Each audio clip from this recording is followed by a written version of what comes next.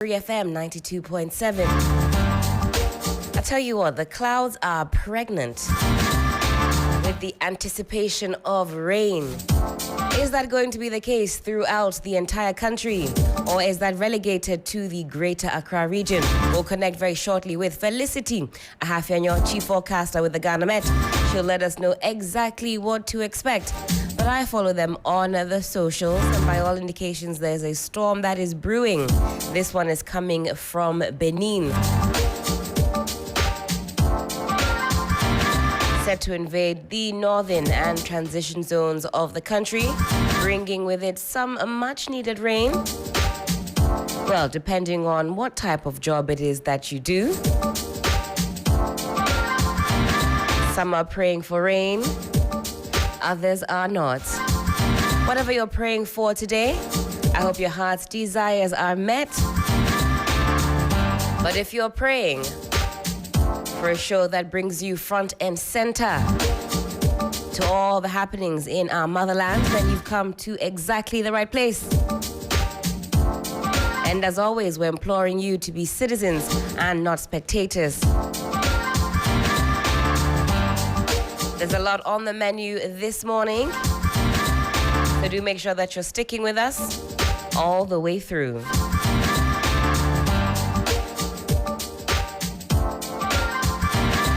Felicity joins us right about now. Felicity, hello, good morning to you.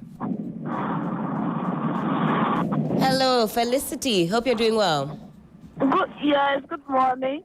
Better today than yesterday. Fantastic. I was just saying that the clouds, they look very, very pregnant with rain, at least here in Addis Ababa, Kanda. What does it look like for the rest of the capital and the country? Yeah, thanks so much and good morning to everyone. Today is cloudy with rain, so we expect it to be a bit wet across the 16 region.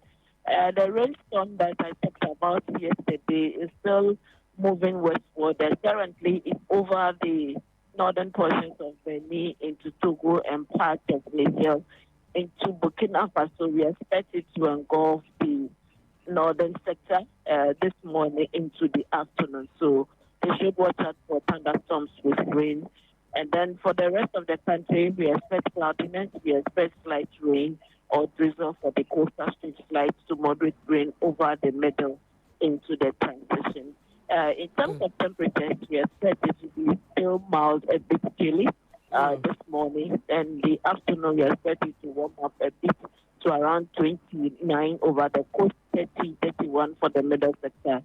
And then the north, we expect it around 30, 32 degrees Celsius. For our fisher folks, the state of the sea is still expected to be rough, so they should navigate with caution. For the Volta Lake, those over the Volta region is pretty cool, but then the OT region, because of the storm that is coming, we anticipate it to affect some areas, so they need to be careful. The marine forecast will be updating them soon, so they can plan the activities. Absolutely. Felicity Appiah-Ampofo, thank you so much for your time this morning. Do have a wonderful Thursday. Thank you. Again, Felicity Appiah-Ampofo is a chief forecaster with the Ghana Met. I'm truly enjoying the sub 30 degrees Celsius weather, and hopefully it continues for a little while longer. The best in the morning is on 92.7. Sunrise on 3FM. 3FM 92.7. Urban lifestyle. Straight in. We're behaving like the president. We're in a hurry, okay? We're on a mission. Sixtus Ullo. That's a very dangerous hurry. Oh. Knowing what we know now. We should have told him, be calming down. Be yes, slowing down. In fact, we should have given him two years to relax himself. You should have given him a honeymoon period, but it appears that the Ghanaian populace doesn't really fancy the idea of a honeymoon period too much. And if you think about some of the damage, shall I say, that has been done to our economy, for those who are looking for immediate reprieve. If within that honeymoon period you are consulting, you are asking, you are engaging stakeholders to find out, how are we going to go about this? How do you think we can best handle this problem? Well, when I was campaigning, I said this, but I have just taken over the books and I have gone through the books, and I think that, guys, look, let's be real. The things that I promised you, I am not able to deliver. So how do we redo what I thought I could do for you or for us? If within that honeymoon period you did such a consultation, I mean, we would be a far better off people than we are today. It's better. All the giddy, where has it taken us? Where? Russia will be tea. Where has it taken us? Where? Appointed 100 and how many? 50 ministers and deputies, CEOs. Everybody is entitled to some hefty and juicy packages. That's right. And a lot of them, we don't know the impact they have made. Yeah. Monitoring and Evaluation Ministry, what did it do? What did it do? What do you call it? Special Which initiatives. for me was a very interesting ministry to set up, because each ministry will have their monitoring, shall I say, desk or department within that ministry, each and every one of those, and then we set up another monitoring. No, to be honest, I was one of those who thought that we needed such an intervention because the opinion was sharply divided at the time. Right. And I, for one, I believe that we needed such an intervention. We needed an expert, an M&E person to go into our public sector and tell us at a quarterly or half-year interval to say that, look, this institution is not performing. Right. Let us streamline these institutions. Let us align these agencies. Let us scrap this particular ministry or department or agency. It is needless. But do we always need somebody? Do we always need somebody to hover around us with a cane, or to be on our necks when we should be doing the right thing? The reason private sector is very productive and the public sector is not, and one of the reasons they always clamor for the handing over of state institutions and assets and facilities and all of that to private players is the supervision. The high or hard-handedness supervision that you see.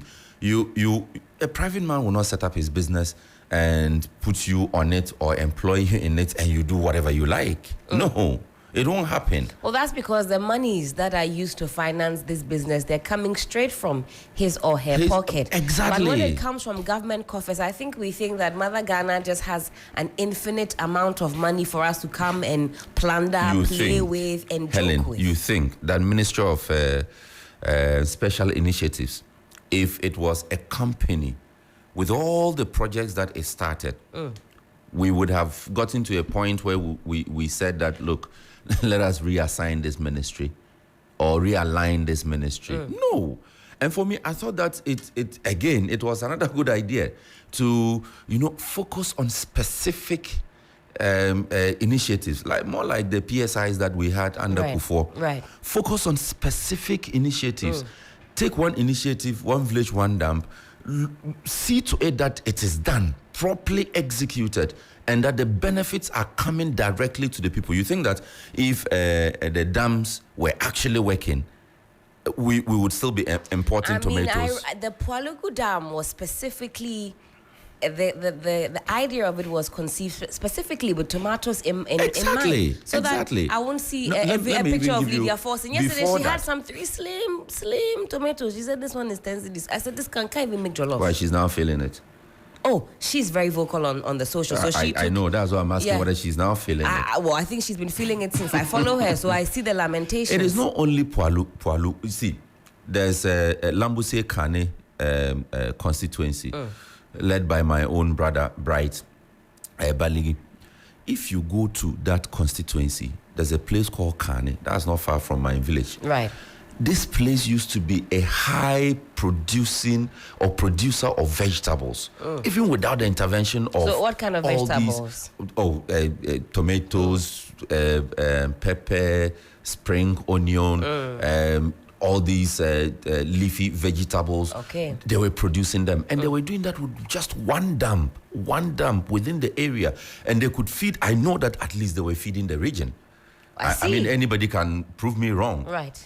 the tomato farmers or the vegetable farmers within the Kane area alone were feeding or could feed the Upper West region. So just imagine, this was way back. So just with imagine just one dam. these dams replicated across. More spring onion, more carrots, more green pepper, more tomatoes. We don't have to import these things. Now our importers go out, they close the border on them, they get stuck, and it becomes another matter. Let's get into the newspapers right about now. Time check. It is some 16 minutes to the top of the hour, 7 a.m. You're still live here on 3FM, Sunrise on 3FM 92.7. The New Finder newspaper. 30.7 billion Ghana cedis revenue lost in 7 years to import tax exemptions and tax waivers granted to companies. Pressure mounts on police to speed up probe into death of KNUST graduate. And you've got the deceased, unfortunately, Miss Lois Abner Cranting, pictured on the front page. That story making the waves on social media.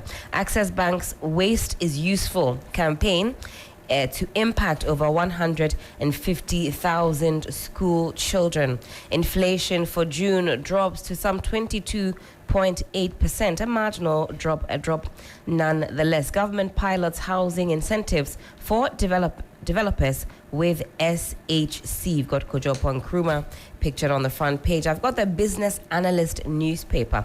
This is what they have to say. 75 local timber manufacturing companies collapse. 75 of these local timber manufacturing companies collapse. Government will complete abandoned affordable housing projects. That's attributed to Kojo Opong Nkrumah. 4 months to the close of business. So many things are happening during this extra time. One case ruling on submission of no case to answer rescheduled to July 11. Another one here on inflation. Month of June, inflation decreases marginally. The business analyst there with marginally from 23.1% to 22.8%. 2025 multiple indicator cluster survey. GSS, UNICEF sign MOU. And 6 will run us through the headlines, and we'll go on a very quick break. When we come back, we'll talk some more. BNFT, government revives stalled housing projects to address deficits. That is what you have just taken on the front page of the other paper. That's right. And I'm asking, 4 months to the close of business. You were at 8 years. Sagleme went back and forth, more interested in prosecution than seeing the project through. GAEC arms up nation's nuclear power journey with Japan visit. Inflation dips to 22.8% in June, marking 28-month low. Insurance industry sets assets to surge to 15.1 billion. Let me take that again. Insurance industry assets surge to 15.1 billion Ghana cedis as coverage rises from 29% to 44% in 6 years.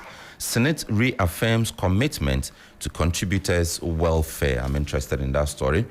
Expand carbon finance initiatives. UN resident coordinator urges on the back page of the BNFT. Delta Innovation Camp prepares youth for job market. On the front page of the Daily Guide newspaper, and finally I get my paper back. Ghana's favorite newspaper. Banner headline: Baumia Napo hit road running. Minority recruitment claims false. Majority is saying that. Tetra Core Energy to launch Ghana's first CNG mother station. And that story is on page 9 of the paper. Free SHS, give me my stone. Nanado is demanding.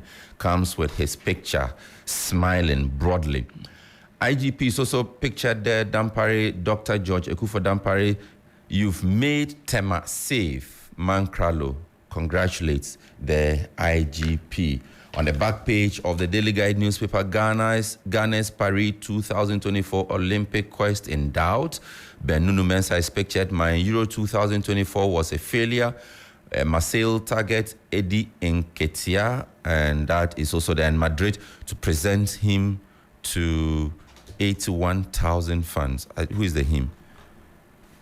Well, there's New more. Silene, Mbappe. Okay. There's more when we come back from this break. We call it Johnny's Bite. Some of you call it the People's Bite. It's coming your way after these messages. Don't go anywhere. It's the best breakfast show in all of the land. This is 3 FM Sunrise. Luck is everywhere.